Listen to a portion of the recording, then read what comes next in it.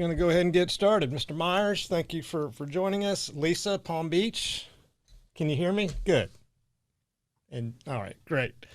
All right, so Mr. Myers, this is our pre-hurricane season boot camp last week. As we talked about, we had Director Kevin Guthrie on to talk really about just state preparedness and how they work with local governments. And so we wanted to focus today on really kind of the evolution of local county response and emergency management and how they have grown. And I think your history is perfect to tell that story. And I'm going to let you introduce your background, but you were brought in by Governor Childs after Hurricane Andrew, which really exposed the weaknesses of our state emergency management system and some of the failures with the federal response. I'm going to have you just kind of talk about your background, where you came from, how you got to Florida, and then let's talk about when you arrived and what you saw. Okay. Well, first of all, thank you for inviting me to participate in this boot camp. I want to commend FACT for what you're doing. I think it's not only necessary, but very, very important. And it ties right in with, I think it's great that you had Kevin last week. I did have opportunity to listen and to explain the Florida system, just how that Florida system is going to work. Because, hurricane season is only, 17 days? I'm not counting. From now. And, well, the reason I know is my birthday is June 1st. And that's beginning of hurricane season. So your card. Yeah, so I was meant to be in this business, I think. So anyway, my background, I'm from North Carolina originally.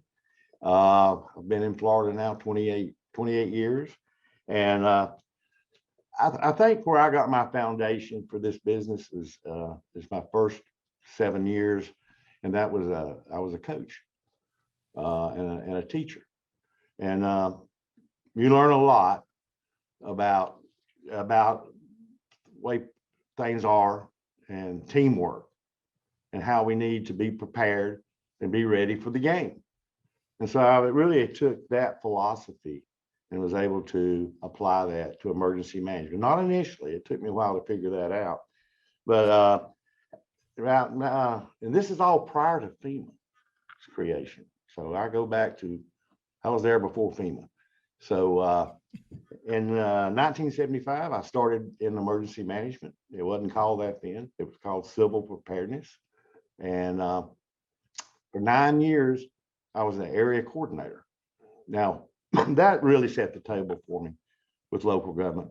I was housed in a courthouse for 9 years, and my job every day was to go visit one of 20 counties I had and to work with county commissioners and local directors and just be able to start building some type of program over the years.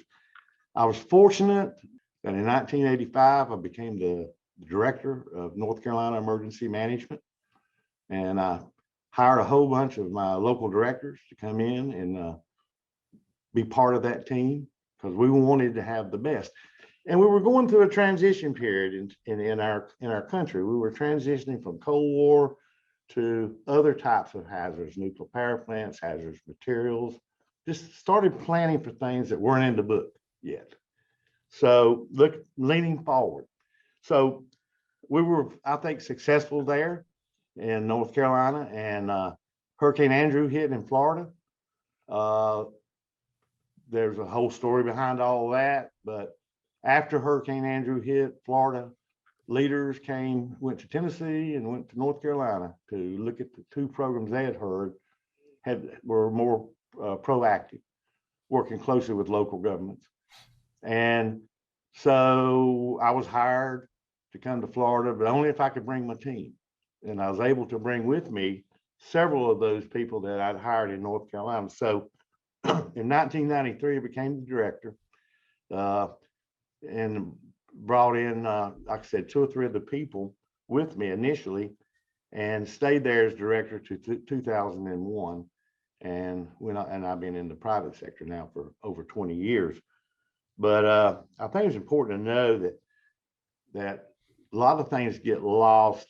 Everybody talks about Andrew, which brought the change in many, many ways, but it didn't bring everything that was necessary.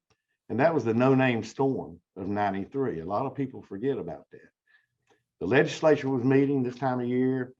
There wasn't going to be the funding. I don't think it was going to get approved, from my understanding, that I'll talk about here in a minute.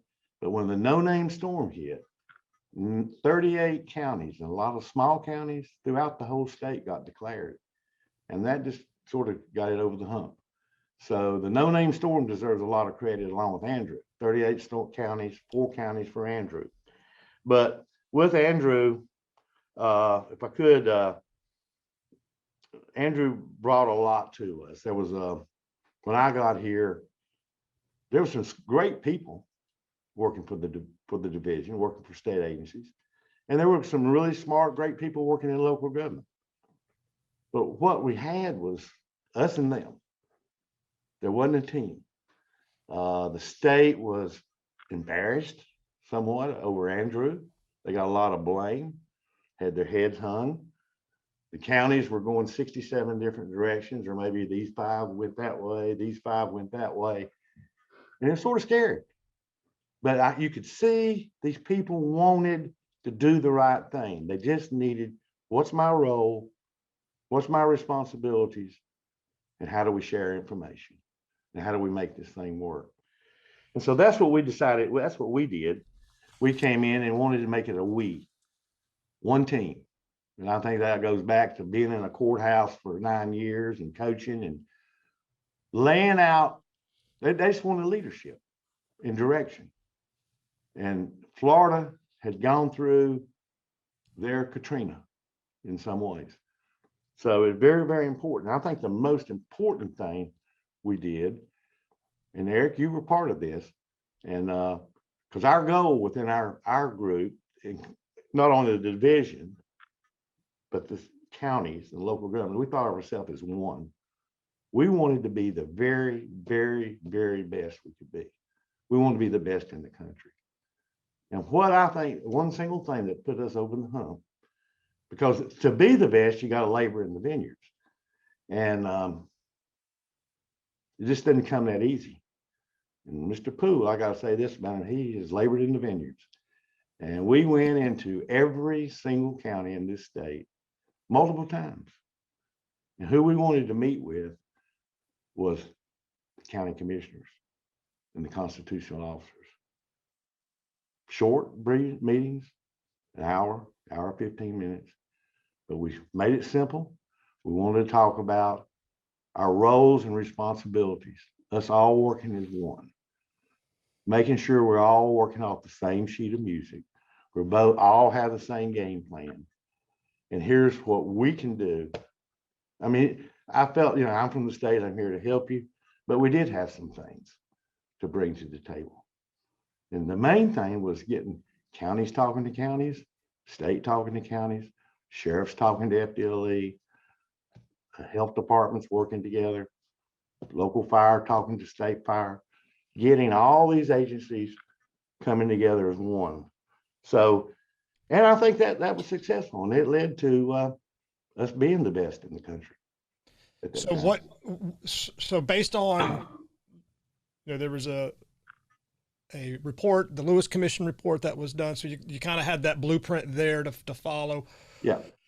And communication seems to be the big theme in that report and what you're saying. So what were some of the communication failures that you saw when you came in terms of us against them and that sort of thing? Well, communications being human communications, big failure there. Just elected officials talking to elected officials, state, local, and federal breakdowns there. Failure to communicate with the public, and failure to have an upgraded, adequate communication system to get, as Kevin talked about, Director Guthrie talked about, warning points to warning point. So there was a blueprint. Florida did a marvelous job, and I inherited it. We had done some work in North Carolina on the transition of FEMA, who was really still a young agency at this time, from transition from the Cold War, saw the Berlin Wall fall, but the funding was still tied back to the wall and that philosophy.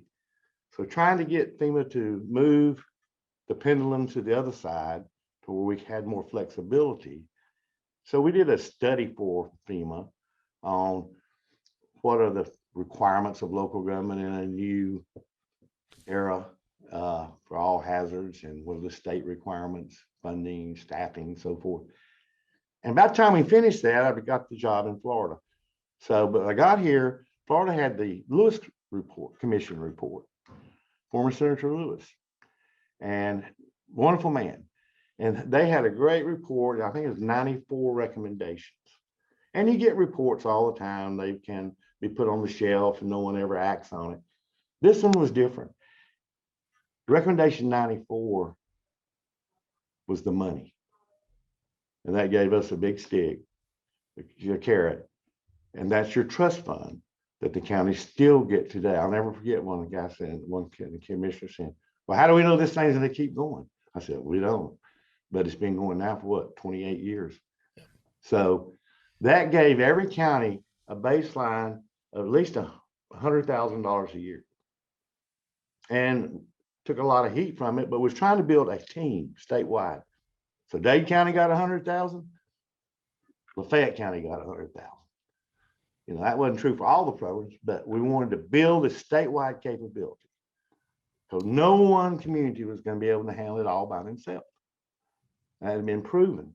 So what we was able to do was able to fund the communities with the trust fund every year, made the money real flexible to where they used planning, training, exercise, staffing, equipment.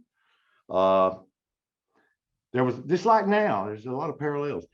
252 was being rewritten, had been rewritten, just like it is now. And it really laid out the foundation of today's comprehensive emergency management plan. So we had to develop the emergency management plan. Kevin talked about the emergency support functions, ESF. He's adding 2, I think he said the other day. Well, we created, I think, the first 16 or 17 that went into play in that plan, the emergency coordinating officers. So all that started then and is still been, and it's institutionalized now. Communications. We put a satellite communication system from warning point, every local government warning point back to the state warning point. Because we have to get that information, have to share information. That's imperative. Was able to enact a statewide mutual aid agreement. Neighbor helping neighbor, erasing boundaries. It had it legally in place so it would be eligible for FEMA. And probably one of the biggest things that's still there today, I'll never forget, Governor Childs coming up to me and saying, and we need, one of the lessons from Andrew is we need to have some type of control of states coming in to help other states, because everybody was just going every which way. So we started the creation of today, and I'm glad to say all 50 states are members of the Emergency Management Assistance Compact. And that started with Governor Childs in Florida. So that's been in place. One of the things I was hearing from South Florida and across the state, but mainly in South Florida, was evacuation plans.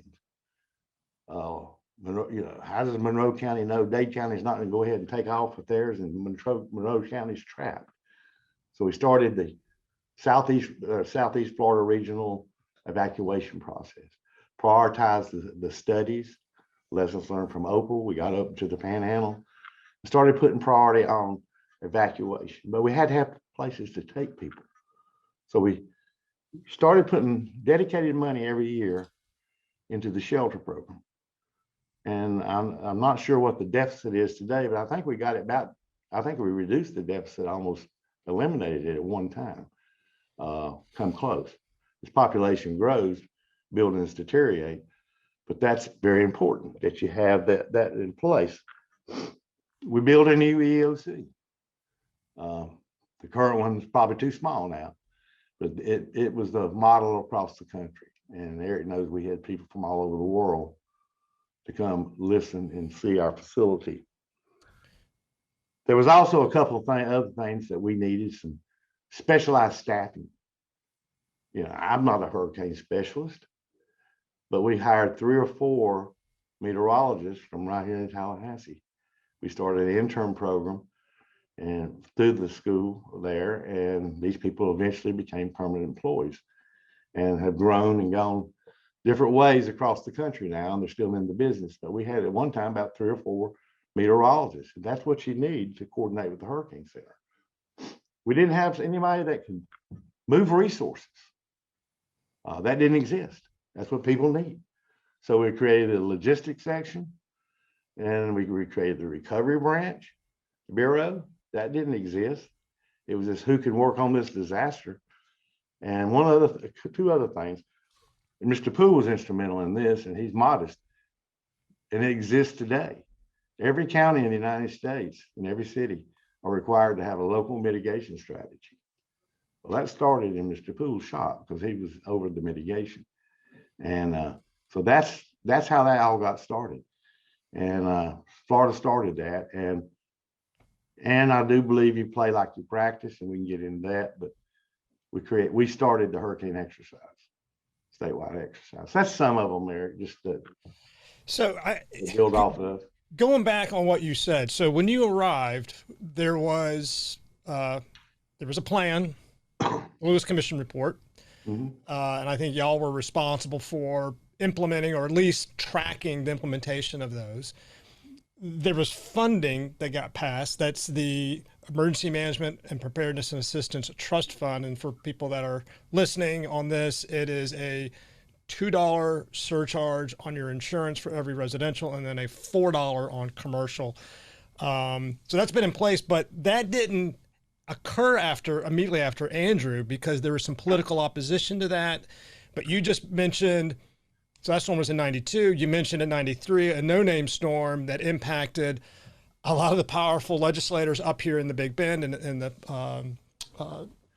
coastal areas, which helped push that thing across the finish line. Correct? That is correct. That is correct.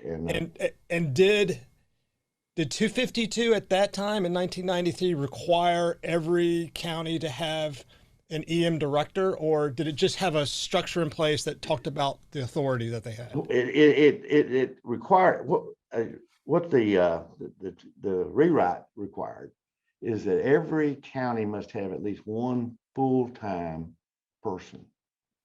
And in other words, you may have had an emergency management director back then who was the veterans officer or the EMS director, and he had this title of EM director, emergency management. Well, we tried not to mess with that so much, but they was able to create a new position or however they wanted to do it. But we needed one full FTE. And I think that's where your emergency management coordinator that works under the director came about. And that gave that dedicated person they needed in order to start working on their part of the Lewis Commission. Right. Yeah. So let me ask you this, and I want to be politically correct and sensitive to this. There are some counties whose emergency management responsibility is not with the county commissioners per se. They've appointed the sheriff to be the EM director. Can you recall how that functions? Is it effective? Is there some potential tension between two constitutional bodies? Oh, there's always that potential, but the laws with the commissioners, when you activate 252, it's like a big umbrella. No one's taking the sheriff's authority away or the clerk of court's authority away and so forth. But 252 is clear. Chairman of the County Board of County Commissioners is in charge. I hate using that word. We like a unified. He's not going to tell a sheriff how to do their job, but we want to make sure everybody's working under this one umbrella. Now, on a daily basis, the sheriffs, and they have a lot of resources, and that's what they chose to do. But that has to be in writing, a good understanding. Maybe the daily operations of emergency management are coordinated back to the sheriff's office. But that shouldn't change. It don't matter who it's under. The mission's the same, whether it be under the fire department, the sheriff's department, but most of them have them directly under the county commission. So a lot of smaller communities where you see some sheriff's offices, and they have a lot of resources, people out there. I think the state of Texas is an example. I think their highway patrol is all under a big public safety. I remember asking the director out there, the state's so massive, how do you respond to all these events? He says, through our law enforcement, that they're trained on how to do that. Yeah. So it's up to the local government, but you cannot give away your 252 requirements. They don't go away. Good. I'm glad you emphasized that. And a question I want to ask you is one that I asked Kevin, that I think for elected officials, particularly new ones that we have, is this whole idea of the evacuation authority. And I made I used a term of art, a distinction between mandatory and voluntary, and Kevin cleared that up, because look, there's no voluntary. It is. It's it's an evacuation. So just based on your experience, I want to reemphasize the kind of the state's role in that, and then the local role in that. It's a partnership, which is essential. Local government's there. They know the pulse. The state can, if it's not being done, order that evacuation, like Kevin said, because it goes back to these studies that we talked about that were out of date, and they've been maintaining them. But I agree from the standpoint, I've always wondered myself about evacuation. It's evacuation, telling somebody voluntary sort of waters it down. Right. And it's sort of like this, you order evacuation, 3 or 4 things could happen from a commissioner. It's one of them hard calls, economic, moving people. But if you don't move them and the data's there and you get hit, that's not good.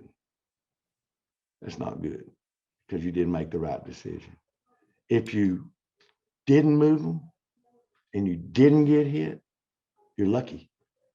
You made it, you're good. Right. But if you moved them and you got hit, you got a disaster, but you got them out of the way. I'll never forget one story in Flagler County. We had these fires in 1998. And I was in there as governor. All of our female officials, both our U.S. senators, the governor, we was going to go fly over the fire area. Director Fugate back then was the deputy. He came in, and there's 2 big fires were coming together, headed to Flagler County. And we had just a few hours. But I tell you what, the order was go, evacuate. And 30-some thousand people evacuated. And we couldn't go north. So they got out of there. So it can be done. It's just, you got to follow the data there. These people study and make the best decision that you can. And I guess it's important to note that people think of evacuation from wind, but those studies are based on evacuation from flood and surge, correct? Correct. Yeah. All right. Yeah.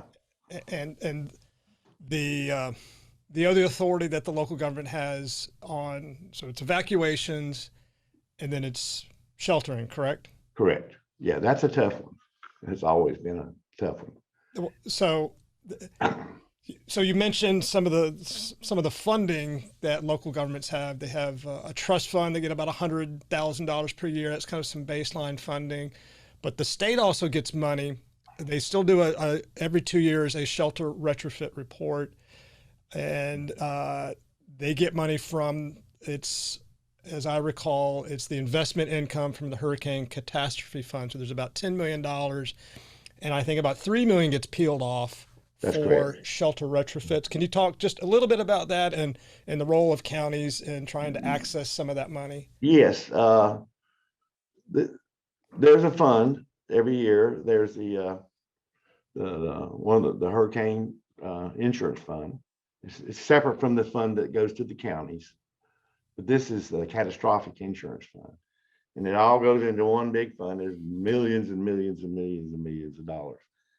And when they created it right after Andrew, there was some issues because they had to, if not, the IRS was going to tax it.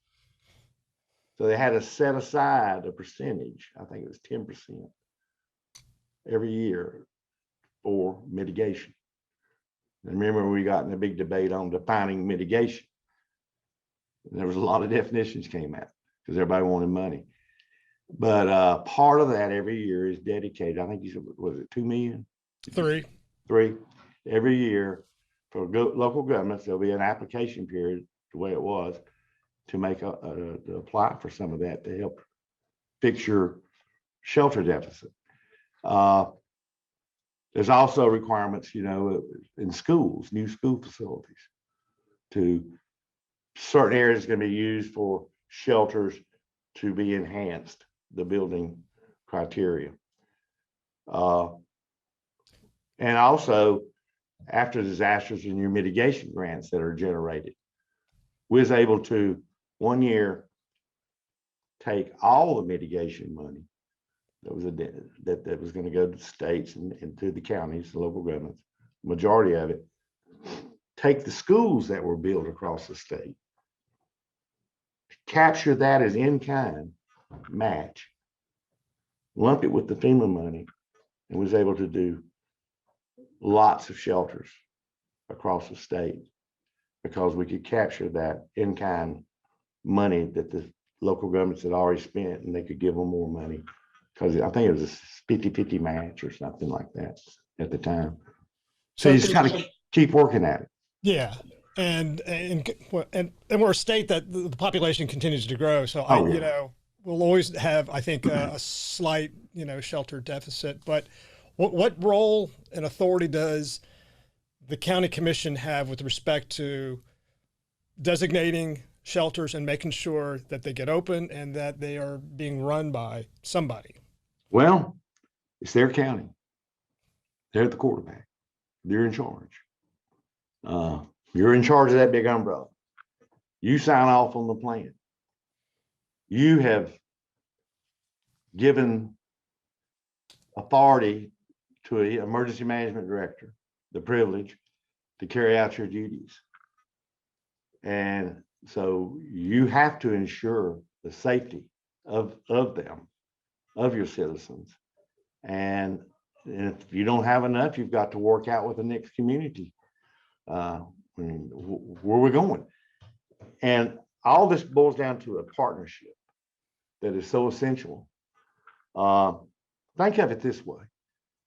And it took me a while because I was housed in a courthouse for 9 years.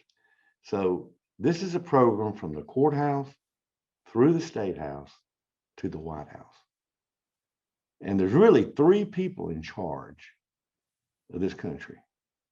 The county commission chairman, and they've given the privilege for someone to carry out those daily duties. The governor at the state, giving Kevin, and Governor Childs and Bush gave me the privilege. The president of the United States, who's given that authority and privilege to the FEMA administrator to carry out the duty. And you can't let any of those links break between those 3 levels of government. But that's who's in charge. So ultimately, you've got to make this a priority business of government at the county level. Times have changed. We were talking before this. I used to go gas up my car in North Carolina back during the old Cold War days, and somebody'd say, "Well, what do you do?" They see me in a state car. It'd take me 20 minutes to explain what I did.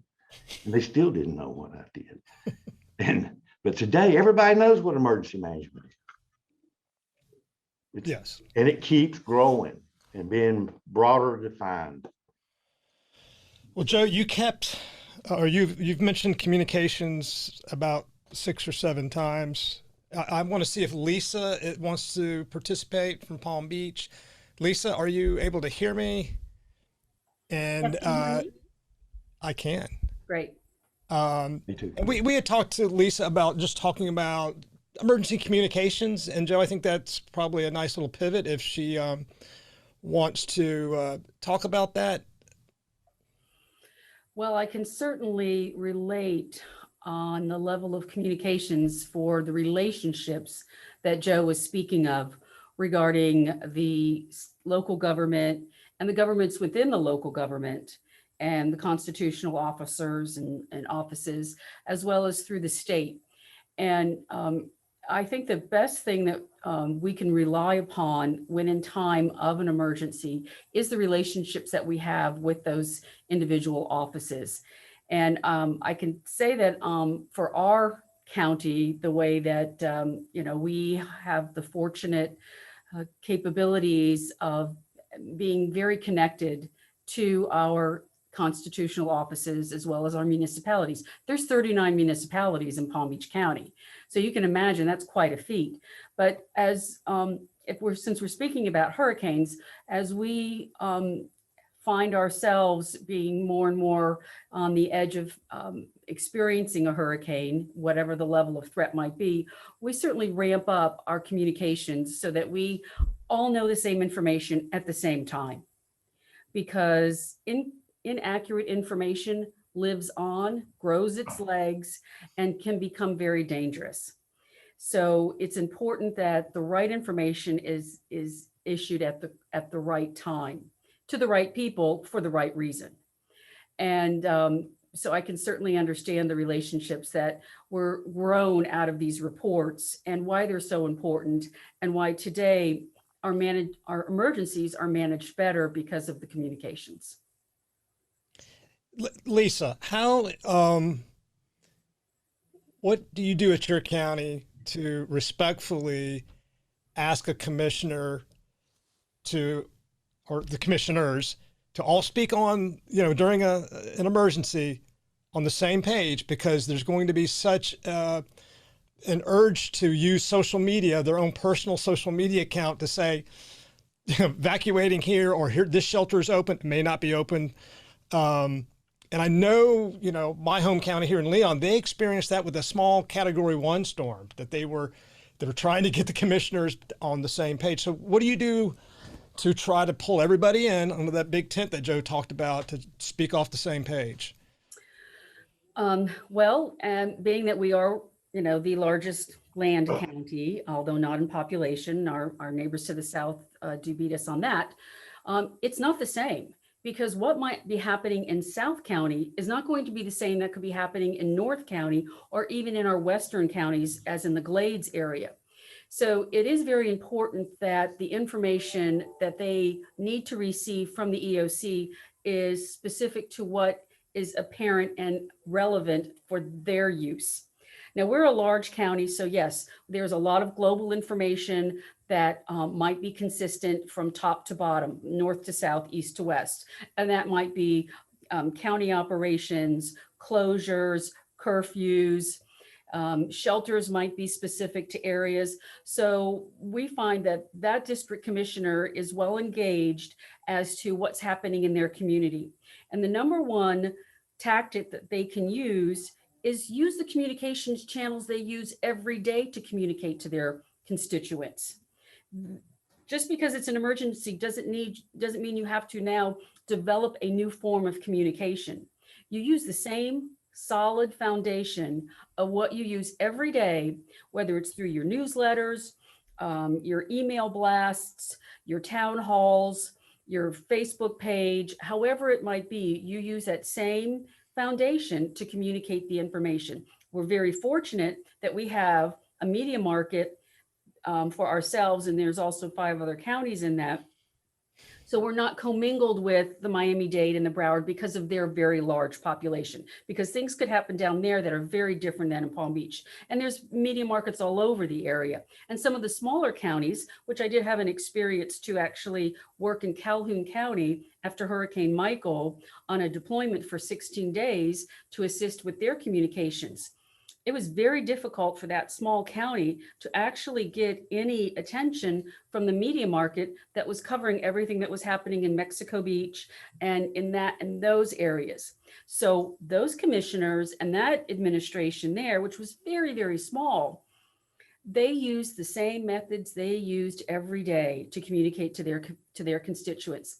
And it might have been through the newspaper, even the weekly newspaper, and it was through the radio station. They have a radio station that covers the area, the Calhoun, Liberty County area, where every morning they got their update, where FEMA was going to be at, what they were going to be giving out at pods, when they were going to be open, if there was any feeding, what was going on with sheltering, what was going on with schools, because every county has their own unique form of business and how they are going to operate. So there was a very different way of communicating, but it worked for them. It's great. So I was thinking just the opposite problem, that they being the elected officials are going, for lack of a better word, kind of go rogue and maybe get off message. Is there anything structurally in place to make sure, okay, so they use their same communication system that they normally use, but to make sure they're getting the right information from the EOC? Well, and that really is everyone's operation might be set up a little differently.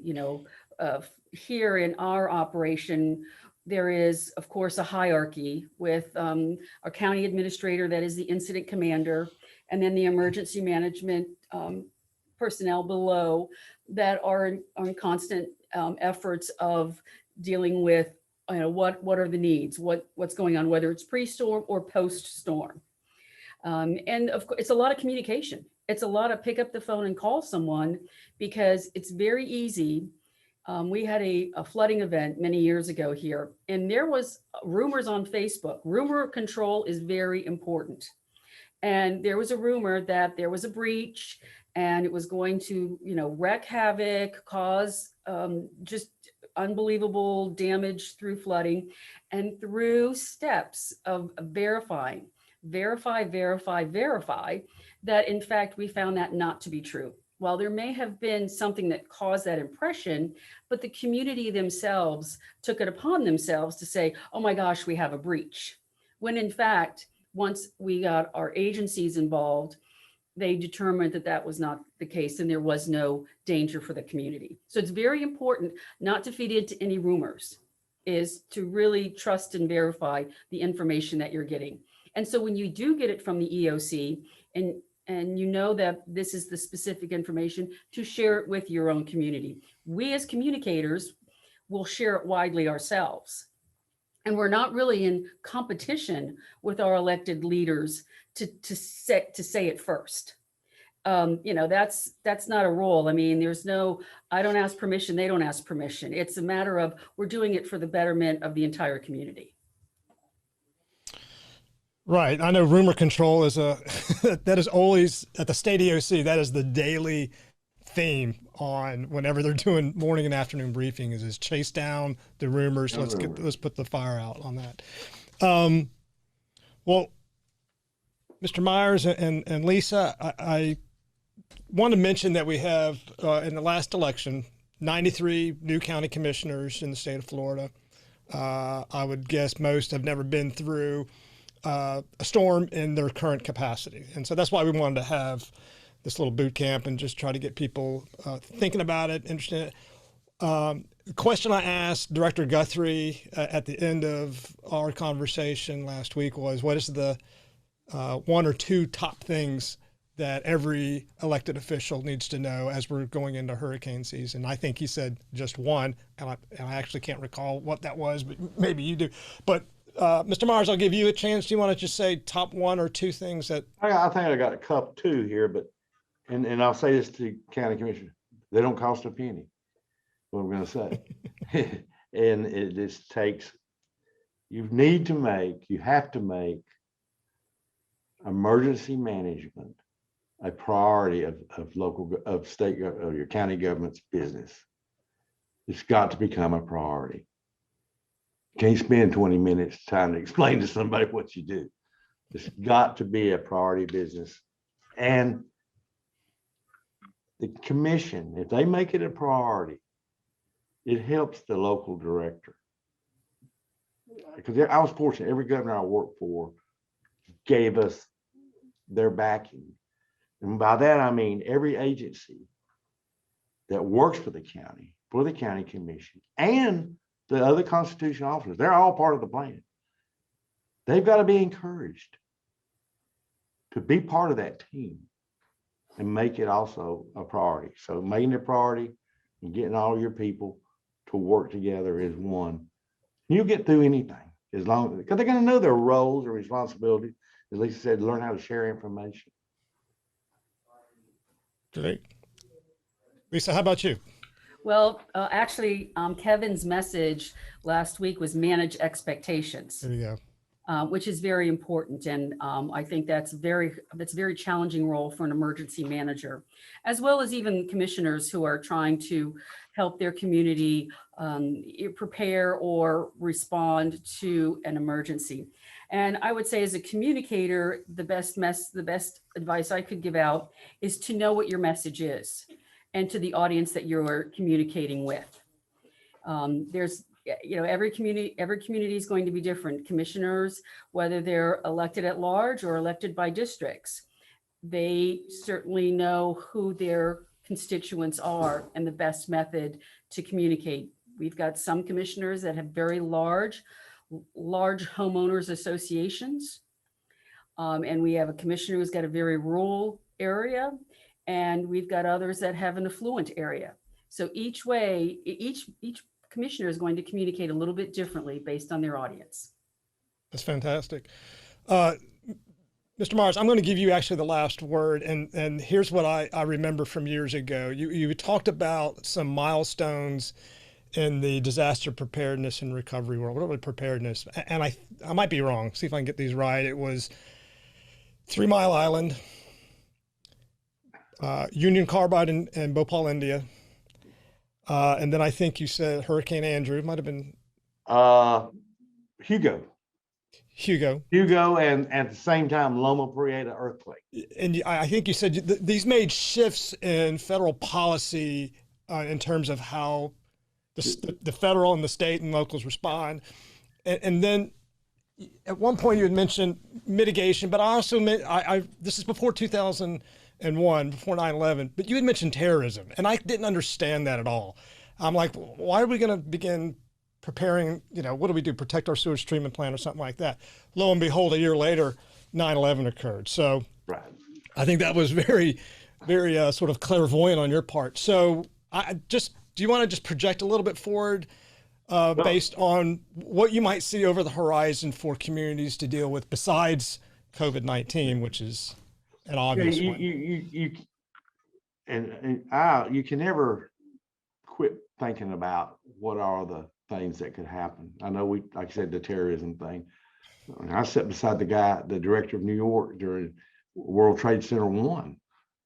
And he took a phone call. I said, what was it, Don? He said, we had a bomb in the World Trade Center. We went on about our meeting. and then a few years later, I didn't know a whole lot. When I interviewed Craig Fugate, I actually kept him there for 5 hours on Saturday. And I wanted to pick his brain. I didn't tell him that, but he was telling me what's down the road, pandemics, things of that nature. So you have to be thinking about those. You can, in Florida, we're Florida. We're going to have natural disasters all day long.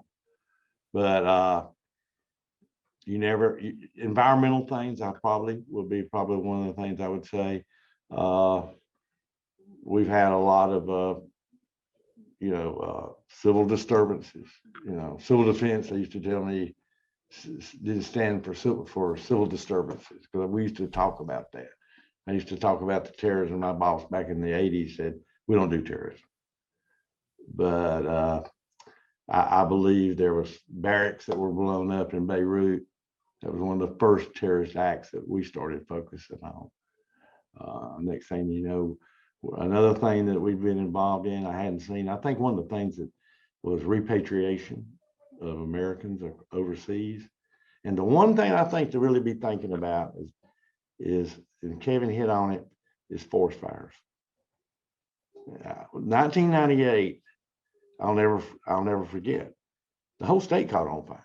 In Palm Beach, in that area, we had a lot of issues. My very first time I ever activated an EOC was in 1985. And who would have ever thought it had been forest fires in North Carolina? And they come out like every 10 years or so, it seems like. And the guys in 98, the bit fire experts told me, they said, we're going to have a lot more on the East Coast.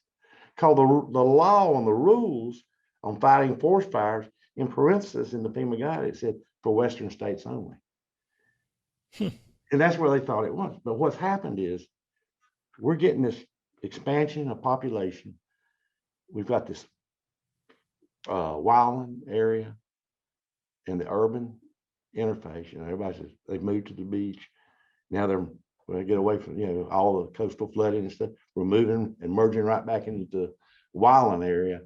And all the way up this East Coast, I think we have to watch out the potential for forest fires. And we have so much debris and fuel on the ground. We went through that in North Carolina with Hugo. And sure enough, we started having fires. And I think that's something we have to watch out for across the state. I think that would be one. And we're sort of going back. Right. So. Well, we'll end on that happy note. Mr. Myers, thank you. Mr. Doom and Gloom. It's doom and gloom. So, Lisa, Joe, thank you both for coming on. And like I said, we're going to, share these with, because we record everything, share this as both a video cast and a podcast with our membership. So appreciate y'all taking the time today and enjoy the good weather. Thank you. All right, bye. Thanks a lot, Eric. Bye.